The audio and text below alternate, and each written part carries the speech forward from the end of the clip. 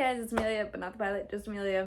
This is my new form of book reviews because I was tired of editing a new video every month.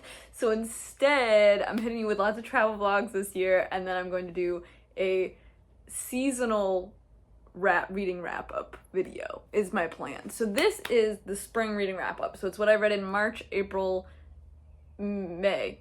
So let's get into it. So we got a lot of books to go through. So in March, I only read 4 books. I read The Wolf and the Woodsman by Ava Reid. I've been just like slowly making my way through Ava Reid's, I want to say discography. That's not what it's called. Her books. I just really like her. I think her books are fascinating. I think this was her debut book, so pretty early on. And I definitely don't think it was as good as some of her later books, but I still really enjoyed it. Can't tell you the characters' names because, as always, I don't remember them. But basically, the main character is this, like, wolf girl, and she grew up in, it was maybe Polish mythology going on with some, like, Jewish, Polish stuff going on. And she lives in a, like, remote village in the middle of the woods. And the woods, it started off with this really interesting mythology about the woods moving, but I think maybe in retrospect that was just a metaphor. But I thought that was a really interesting setup, and then that really didn't go anywhere. Basically, they live in the woods are like haunted, bad, there's evil stuff in them. Not haunted, but like full of monsters. And they are in a very remote area, and their area is based on like this like female society, and they all like have magical powers and wear wolf skins. And she basically does not fit in. She does not get a cool wolf skin. She does not have magic, and so they all just sort of like bully her. So she's just like bullied, and that's one of her character traits. And then there's a man that shows up, or 2 men that show up in the town and like snatch her, which I thought was interesting because I had literally just read, is it called Spinning Silver, or what's the other one called? Uprooted? I read one of those. And I think it's Uprooted. I read Uprooted, and that one also has a similar plot where it's like, girl in European village, she gets snatched out of her hometown by a man and brought into the woods that are full of monsters.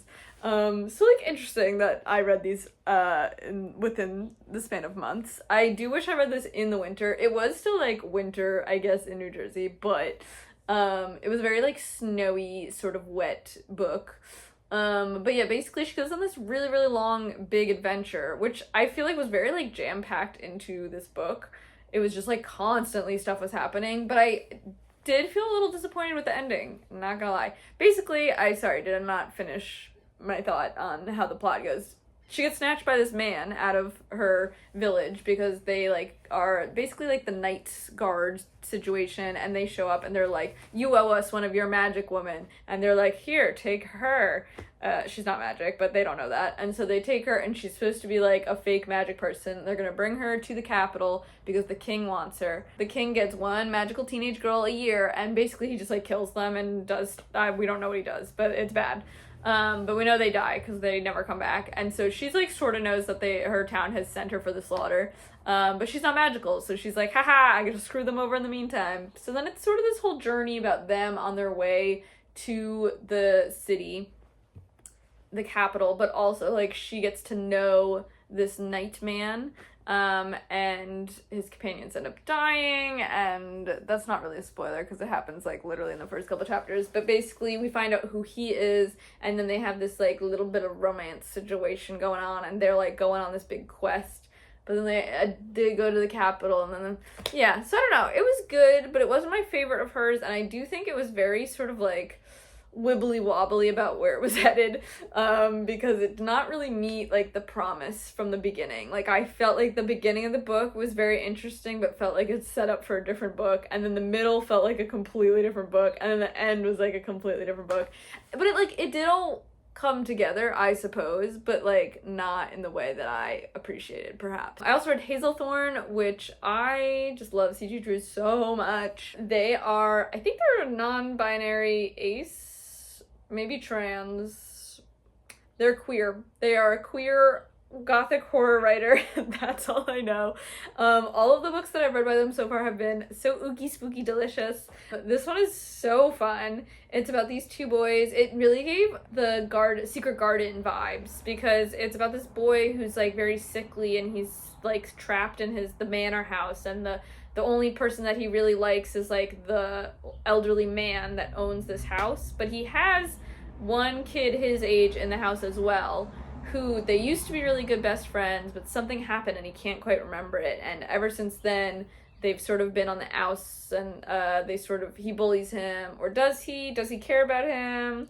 Maybe he actually has a big old crush on him, like that type of vibe. And it's got all these like spooky plants in the garden. What's in the garden? What's beyond the garden wall? I thought it was so fun. It's like spooky mystery, it's gothic horror, it's body horror with plants, it's forbidden love, it's hating, what's the word? Haters to lovers. I just thought, yeah, it's so fun. It was like classic YA, you know? So that was great. 5 stars for me. And then I read an arc called The Museum of Modern Love. I think this comes out in September. I'll put it up on the screen. This is cute. I really enjoyed it. It's a classic YA. It's definitely like YA. It's quite young.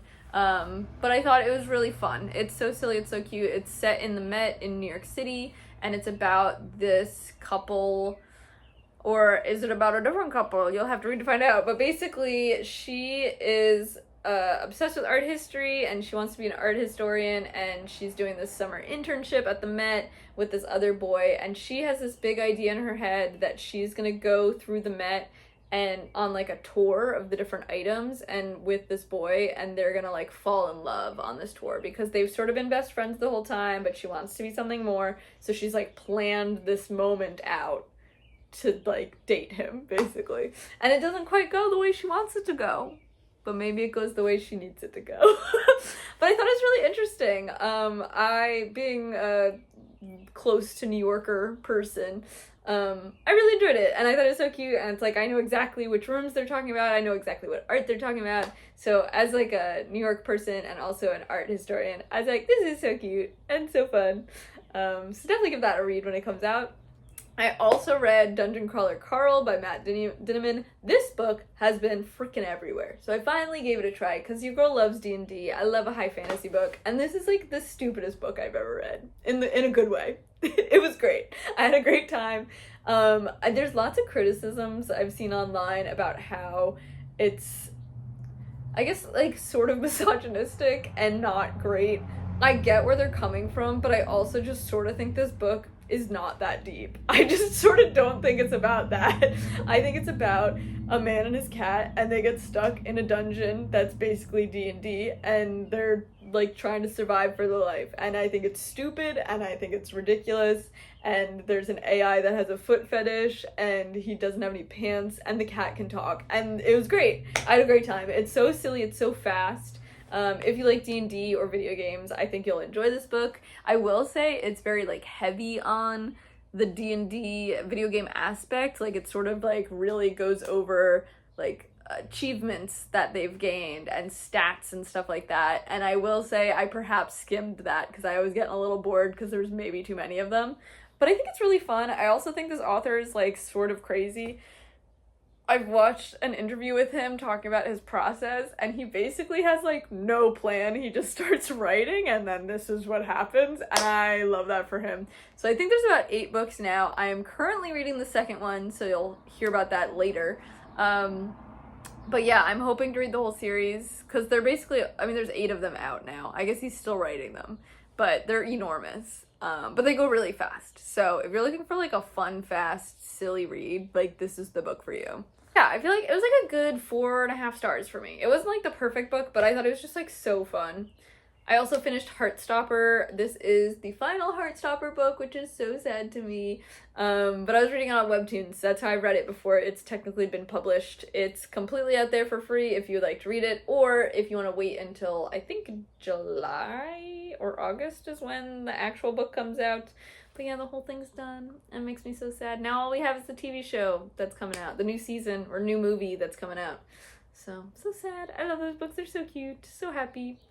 I read some good books in April. So this is my April. I read Heartstopper, and then I read Project Hail Mary by Andy Weir, which I loved. So good. Absolutely delicious. Even if you don't like sci-fi, I would check this book out. I'm sure you've heard of it by now, but if not, Project Hail Mary is about a man played by Ryan Gosling, but I cannot remember the characters' names because I'm bad at names.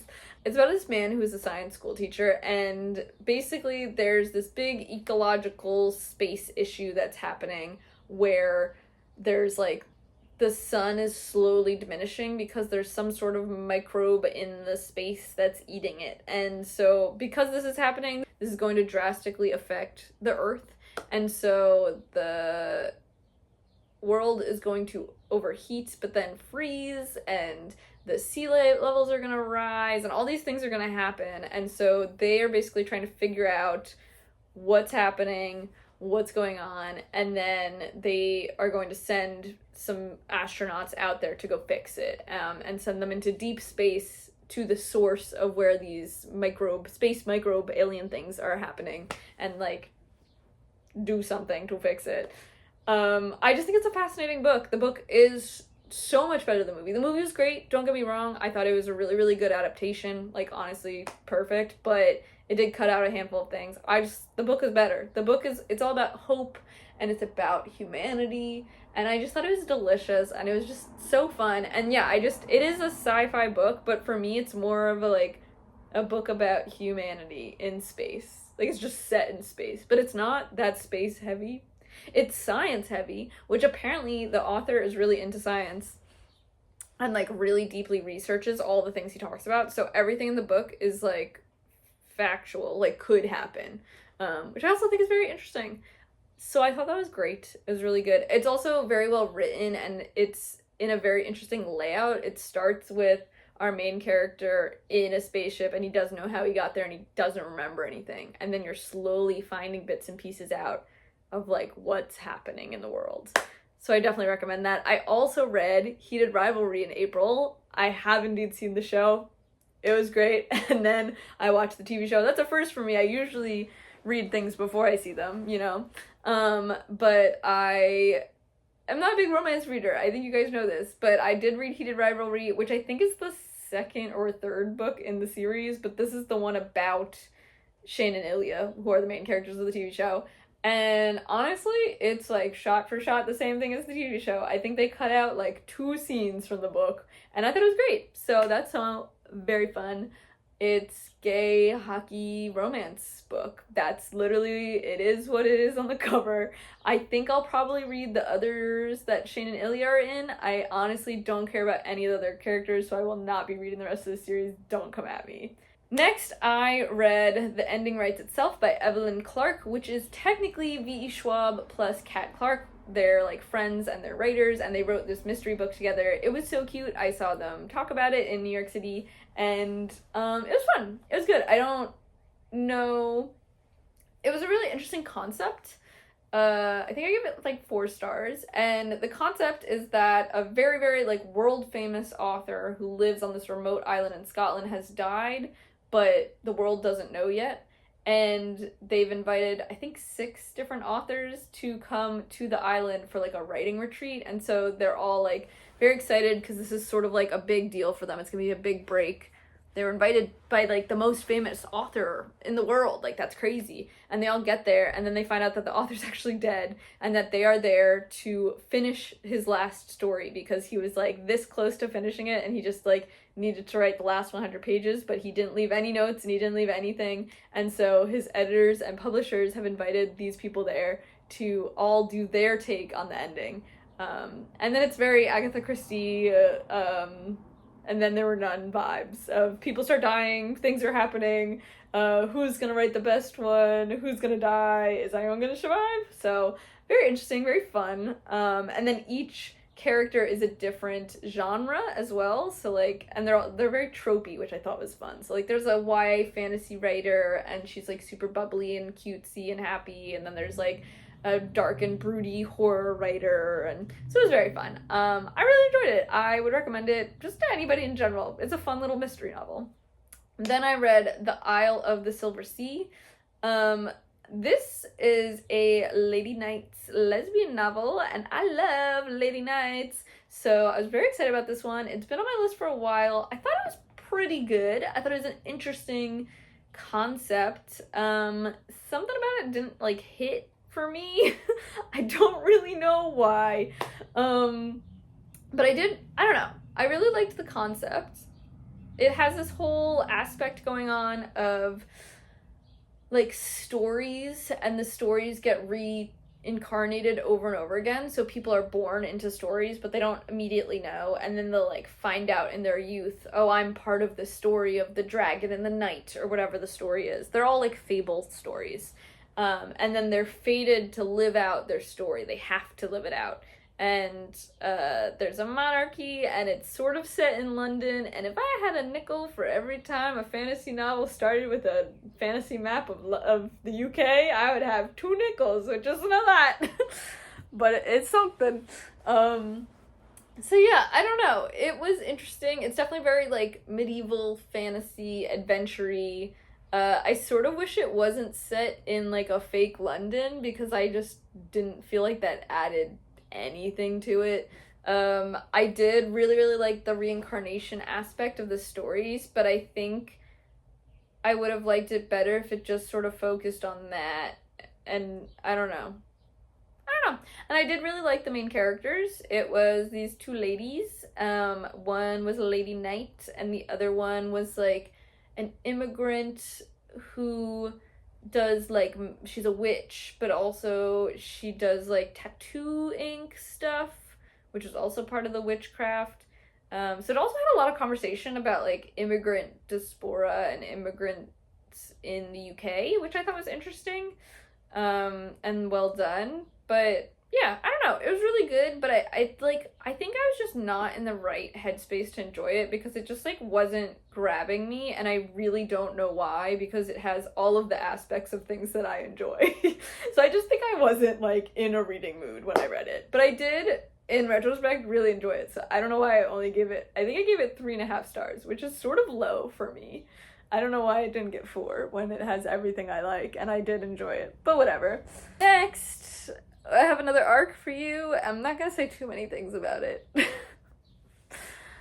I read this book called The Secret World of Briar Rose by Cindy Pham. She is a fellow booktuber. I don't know her personally, but I was really excited when I heard she was writing a book, and I've been watching, she's got vlogs talking about it. And so I was really excited to get my hands on the arc, and all I will say about it is that I think it was a great concept, and I think the editors and publishing sort of failed her, to be quite honest, because there's a lot of stuff going on, and I don't particularly think it's the writing's fault. I think the writing was good. I just think it needed to be edited more, and I did have an arc, so who knows, they may have edited it more since I read it, because it is an unfinished copy when you get an arc, right? But I don't know, there was a lot of things that needed to be fixed.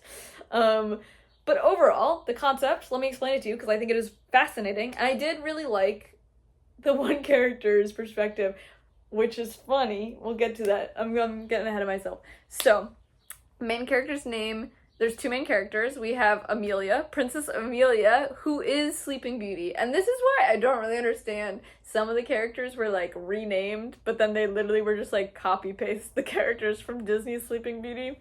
I don't really know. So we got Princess Amelia, who is Princess Aurora, right? Sleeping Beauty. And then we have Corin, who's our other main character. My issue with Corin as a main character is that she's just so deeply unlikable and has no redeeming qualities. For example, she's basically like Katniss from Hunger Games in the fact that, like, she has no familial support. She has a younger sister she's trying to take care of. She's in a war-torn country. She's tough and grew up tough, right? But she never has a moment where she does something likable for the readers to like her. Like, there's no save the cat moment, and she just keeps on doing things that I hated. So I didn't like her perspective at all, and she is the main character, essentially. And then the other main character-ish was Princess Amelia, and I did like her character. It's queer, it's a queer retelling of Sleeping Beauty, and I thought Princess Amelia's queerness was an interesting perspective that we don't get very often. They're both lesbians. But yeah, I don't know. I sort of wish that it just sort of stuck with the Sleeping Beauty aspect. But I'm getting ahead of myself. So the plot is that Corin has grown up in this war-torn country with her younger sister, and the book opens with the younger sister's missing and we can't find her anywhere. And so we're running around, we're trying to find her. Where is she? I don't know. She goes looking in a cave for her sister, finds scraps of her sister, so she thinks she's on the right track, ends up inside Sleeping Beauty's sunken castle. Whereon she finds the prince, who is for some reason still 16 or 17, even though this happened hundreds of years ago. Sleeping Beauty is like a myth in their land, and it happened hundreds of years ago, and that's why the country's war-torn now. Because when she went to sleep, this castle sunk and the government went away, I guess. I don't really know. So she runs into the prince, Corin runs into the prince, and then eventually runs into the three stepsister fairy ladies, whatever they're called. God fairies? Godmother fairies? Whatever. And then also finds Sleeping Beauty asleep, and then jumps into Sleeping Beauty's dreams. And that's how the story starts. So there's a lot going on. But basically the Sleeping Beauty retelling aspect of it, Maleficent is also there, but she's named Malicent, which I feel like is yet again just slightly different.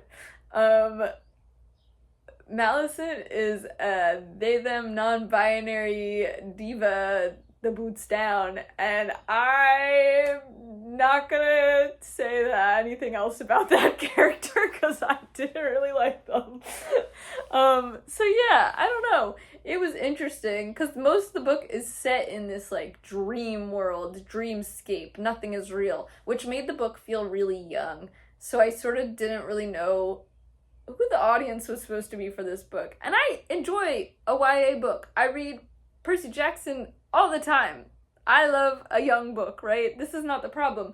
The problem was that the book had this like really young feel to it, but then was dealing with all these things about like depression and parental death and stuff like that, but not in a sort of positive way, or like, not positive is not the word I'm looking for, but like productive way, or like teaching, learning way. It was sort of just like this character's depressed and like it's bad and they're making bad decisions, and as the reader I'm not gaining anything from this. It's just making me like sort of sad that that's happening. And I'm not saying a character or a person who has depression should be a learning moment per se, but I guess in a book they should have some character growth, maybe.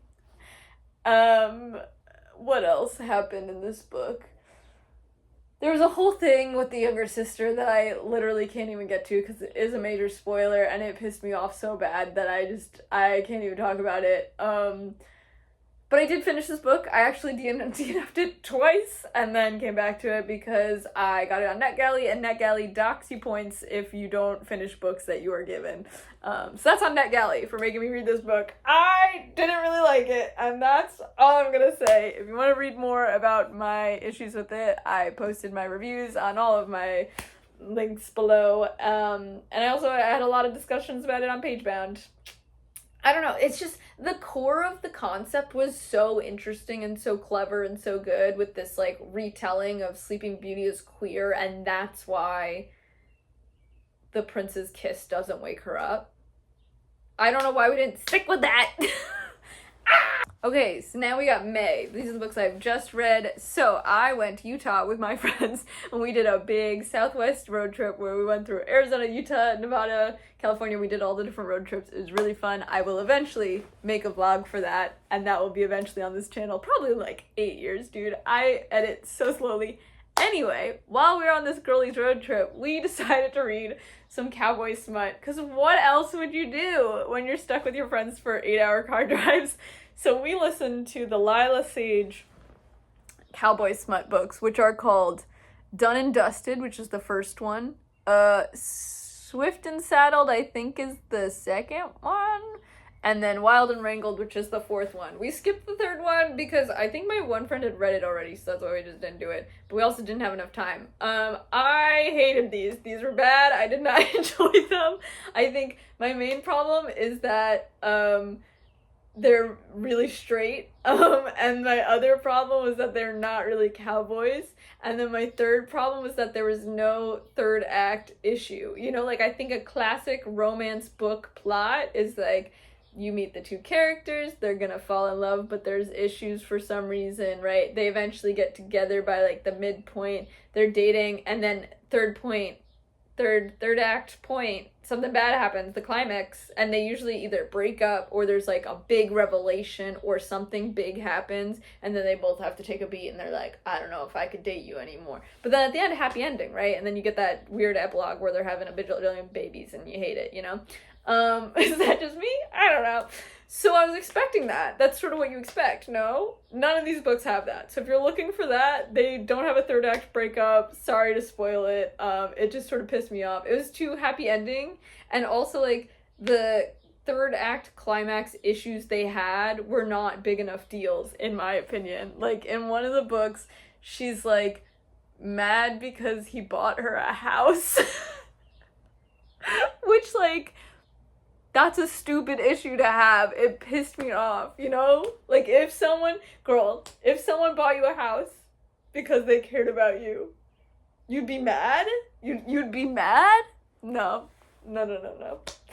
So, that's that. But if you are wondering if you had read them before, my favorite character is Wes, and I do think they destroyed him in his book, and that made me really sad, because they made him into, like, a bad boy, where he's not. He's a little goober. He's a little golden retriever goober, and I'm upset about it, and it's fine. We're moving on. Also in May, I read some more arcs. I've got a ton of arcs from NetGalley Boys, so buckle up. I just read Every Exquisite Thing by Laura Steven. She is the same author who wrote, nope, that's not what it's called. Nope, I don't remember what it's called. This book, and I really liked that one. She also has a book called Silver Cloak. I've seen her talk before. Very interesting. So I was really excited to read this book because I thought maybe it'd be good. It was fine. I don't know. My phone died as always. Now we're back on a different screen, different camera. Okay, anyway, I saw this new book. I said, let's read it. It's a YA dark academia gothic horror based on Dorian Gray. It's a Dorian Gray retelling, and you know I love Dorian Gray. I reread it every year. This book was fine. I was a little disappointed. It was maybe not what I was hoping for. It's fine. It's a YA Dorian Gray retelling, basically. So the concept is, I can't remember the characters' names. Our main character is a girl, and is it Penny? I want to say her name is Penny. Anyway, it doesn't matter. The characters' names do not matter. She is a child of a famous actress, and her mom is not very present. She's an actress off doing actress things, but also has alcohol drug issues, so we've got, like, that conversation going on. Our main character, clearly affected by stardom and the spotlight and whatever, and is currently in a high school for performing arts type of vibe. So it's sort of giving Dorian Gray mushed with If We Were Villains, sort of, because it's got this, like, Shakespeare aspect to it a little bit, but, like, not that much. And so basically our main character is going to the school for performing arts, and it's cutthroat and whatever, but she's gorgeous, and she always gets the leads because she's the daughter of the famous star, and blah, blah, blah. It had a really weird beginning, because it starts with a scene from, like, the end of the book, sort of, but then doesn't bring that scene up again until the end of the book, and I had basically completely forgotten about it by then, and it's such a, like, jarring, like, crazy opener, which I guess is interesting, because then it adds this sort of, like, oh, like, where's this, how did they know each other type of aspect. But yeah, anyway, basically, main character, and she gets to the school, and she has this rival who's like another girl who's also really good at acting, also gorgeous, but she's like more of a rough and tumble background or something. Like she's a foster kid, something like that. So they have this weird rivalry going on. But almost immediately our main character like takes the other girl out and then has the lead to the show. And because she is the lead, she gets to talk and be mentored by a very famous actress who is a professor at the school. And this actress immediately offers her Dorian Grayism, basically. She's like, would you like to be painted and immortalized forever? And our main girlie goes, hell yeah, no questions asked. And then obviously problems ensue. So that's the plot of this book, or the setup rather to this book. I thought it was fun. It's a fun little YA. I wish there was a bit more. It sort of had this like lesbian queer vibe going, but it didn't really go into that too much. It more had a focus on like body dysmorphia, eating disorders, and alopecia, which was interesting. I will say I got a little annoyed at the alopecia representation, because I don't think it was correct. It was a little confusing. Yeah, I'll have to read it and let me know. Yeah, anyway. And then I read Winterveil, which is Ava Reed's new book. It is coming out, I think in September, ? I just finished this one, so here are my thoughts. It is Cold War, Red Scare vibes, meets Fourth Wing, sort of, dark academia, competitiveness vibes, meets like a Ender's Game type of school thing going on. I thought it was really interesting. I'm not really interested in Red Scare stuff or Cold War stuff. That's just sort of not my vibe of history. But I still found it really interesting, so there's that.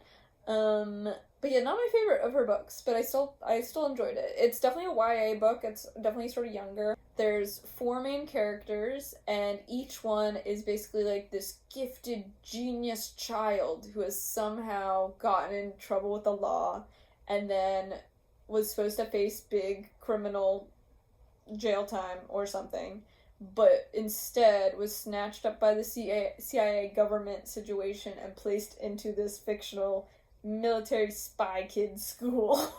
So they're all like 18, I guess. They're all teenagers, and they're in this high school for smart kids. So everybody in the school is like the top of the top, but also all criminals.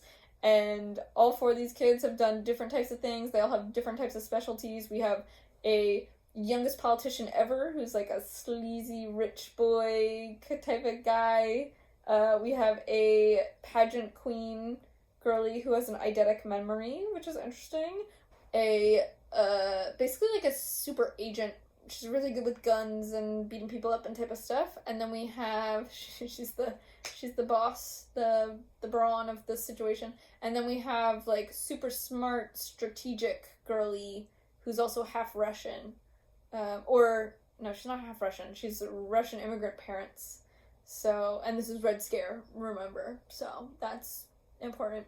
I do think this is the first of a series. Didn't know that when I started it. But it did end sort of like open-ended, sort of setting stuff up. So that was interesting. I also feel like the book did sort of feel like it had 2 different halves, which was my criticism of her other book.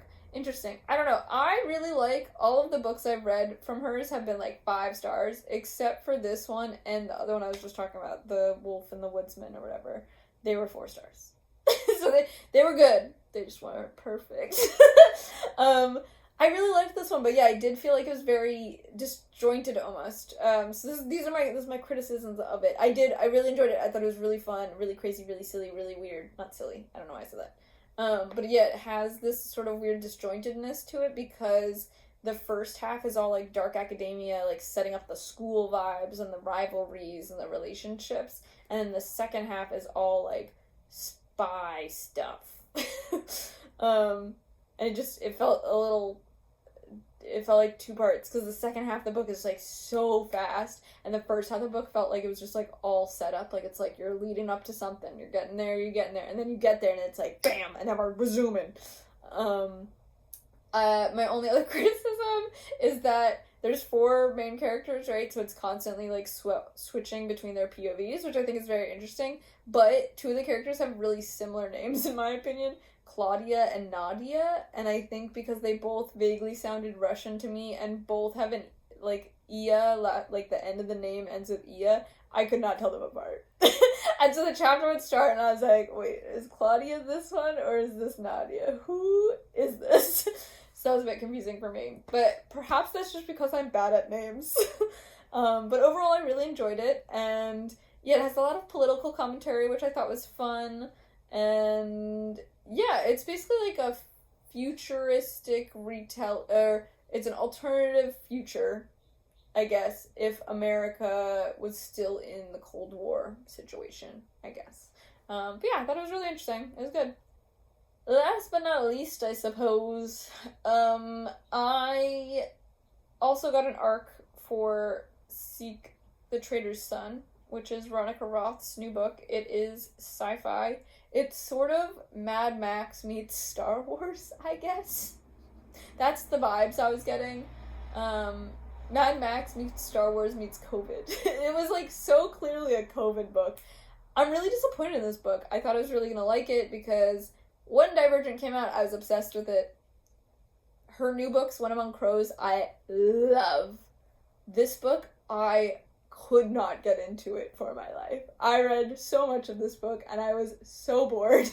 I just think I just had read Project Hail Mary, and then I started reading this, and Project Hail Mary is space, but it's so good, right? This is space, but like, it's not good. It was not good. I didn't like it. I didn't care about any of the characters. I don't really care about this like Mad Max situation. I don't really like the Mad Max movies, so I was like, I don't care about these. I don't know what's going on. But I'll give you the setup, and you can read it and let me know how it is, because I just don't think I'm going to get around to it. But I have the arc, and NetGalley will be docking me because I didn't finish it. Basically, there's 2 different characters that we're following, and one of them lives in California, but it's called something else now, and it's a girl, and she's gonna inherit the government, basically. And there's these people who, like, purposely get sick with the COVID, or whatever the virus is called, and they go, and they either, it's like 50-50, you either die, or you become an enlightened, powerful person, or something with, like, magic powers. And so they are, like, the Wild West. They're the rest of the country, apparently, is, like, wild anarchy. And they believe in this system of, like, you get sick and you either die or you survive. And then the California area is all, like, we do not contract the virus, we are wearing our masks and using hand sanitizer, or something like that. I don't really know. So they got these 2, like, different government things going on. And so she gets this, like, prophecy from the magic people. This is also very Dune, I guess. And it's her and the other, like, the anarchy government's inheritance daughter. And so the 2 daughters go and they get this prophecy together. And the prophecy is basically, one of you must die while the other shall live, a la Harry Potter. And I think also maybe they'll be gay. Maybe, but also probably not. Maybe bi. So they both have this, like, weird prophecy thing going on. Mind you, I didn't read that much of the story. This is just the setup. So that was just my guess. They have this prophecy thing that, like, they're gonna inherit, and, like, they're either, whoever wins, basically, is gonna inherit the whole situation. The other government will fall. Meanwhile, we got our mans up on the moon, or something. I didn't know if it was in the moon or a spaceship. I'm not really sure. But basically, they're in, like, a sci-fi city up in space. And this, like, spaceship thing is connected to the California government, somehow. It had a weird name. I don't remember what it was. I remember all the names being sort of stupid, because I think they were just, like, versions of, like, it was, like, instead of California, it was, like, Californ, or something. I don't remember. Anyway, or it was backwards. Whatever. It doesn't matter. So there's this little spaceship situation, and on the spaceship situation is this man, and he is a teenager, maybe? Actually, maybe he's, like, 18, coming of age, or something like that. And he is the son of immigrants on the spaceship, and apparently all the immigrants that came from this other space colony or something, they got there and they asked for refugee status, and the country said, you can only be refugees if you give us your firstborn to be in our military. And they said, okay. And so he is the firstborn or something, so he has to become part of this military. And it's basically like the Secret Service. Like, he has to become a Secret Service, but the Secret Service are knights with big swords. And so he will one day have to become a knight, but I think he has like 6 months left or something. And then he's meeting this girl, and he's hanging out with his stepbrother, and he sort of doesn't tell people about his status because people are weirded out by the immigrants or something xenophobic like that. And then he basically gets called into duty early. And I think it's because he's gonna go be the night Secret Service person for our girl down in California. So I think we're gonna get like a bodyguard, enemies to lovers situation. Which I would eat that up. However, I could not for the life of me get into this book. So maybe I'll try again later, but I was not feeling it. It was not giving. It's also, no joke, like 800 pages. I just couldn't do it. I couldn't do it. Although maybe that was just my arc. Maybe the ebook was 800 pages. Maybe it's not really in real life. We can only hope. But yeah, I was bored and I couldn't get into it, so I gave up. And here we are. So now, that's my spring reading wrap-up. I hope you enjoyed. Follow me on Goodreads Storybook and Pagebound. Pagebound is actually my favorite at the moment. And that's like, you could chat on there. Like, it's fun because they have these like forum things and you could talk about whatever books you're reading.